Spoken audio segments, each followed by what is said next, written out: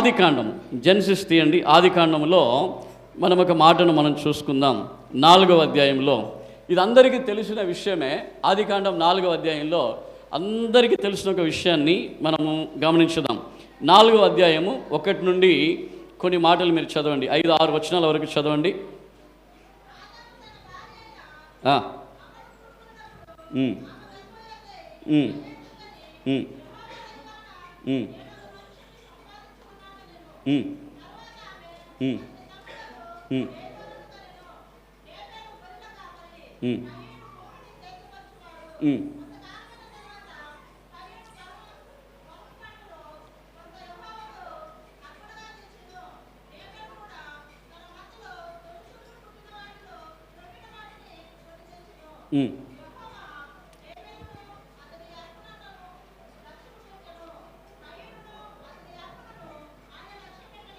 ఇంక చాలండి.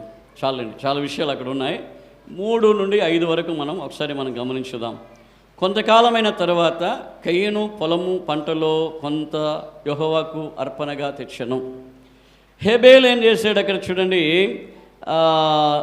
హేబేలు కూడా తన మందలో తొలుచూలున పుట్టిన వాటిని, క్రొవ్విన వాటిని కొని తెచ్చెను.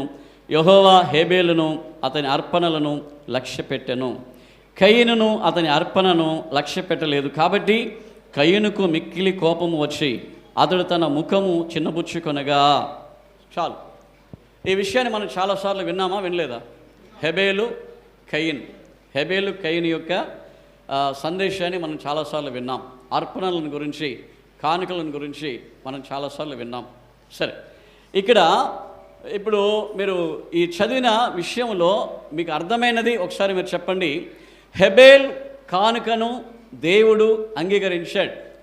కయీను యొక్క అర్పణలను దేవుడు అంగీకరించలేదు. కారణం ఏంటి? ఇద్దరు అర్పణలు తీసుకొచ్చారు. వీళ్ళిద్దరూ ఒకే తల్లి గర్భంలో పుట్టారు. ఇద్దరు ఒకే సన్నిధికి కానుకలు తీసుకొని వచ్చారు. అయితే ఇక్కడ మనం చూస్తూ ఉంటే హేబేలు యొక్క కానుకను దేవుడు ఇష్టపడ్డాడు, లక్ష్యముంచాడని వాక్యం ఉన్నది. హేబేలు యొక్క కానుకలలో దేవుడు లక్ష్య పెట్టాడు అనే ఒక మాట మనం చూస్తూ ఉన్నాం. 4వ వచనం చివరి భాగంలో, యెహోవా హేబేలును అతని అర్పణను లక్ష్య పెట్టను. దేవునికి స్తోత్రం కలుగును గాక. అయితే కయీనును అతని అర్పణను దేవుడు లక్ష్య పెట్టలేదు. అంటే ఇక్కడ గమనించాలి, బలి అర్పణ కంటే మనం చూస్తూ ఉన్నాం, కానుకలు చెల్లిస్తాం, దశభాగాన్ని చెల్లిస్తాం, చర్చికి వస్తాం, ఉపవాసాలు ఉంటాం, ప్రార్థన చేస్తాం, అన్నీ చేస్తాం.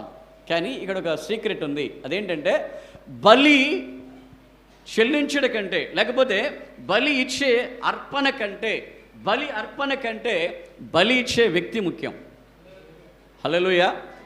ఇప్పుడు కుళ్ళు ఉంది, దయచేసి గమనించాలి. కుళ్ళు, కుట్రలు, ద్వేషము, కక్ష, పగ కలిగి మనము కానీ ఏంటి బలి ఇచ్చామంటే దేవుడు ఏమంటున్నాడంటే, బలి ఇస్తూ ఉన్నావు కానీ నీ హృదయము నాకు నచ్చలేదు, నీ మనసు నాకు నచ్చలేదు. అంటే బలి కంటే బలి ఇచ్చిన ఆ మనిషి ముఖ్యం.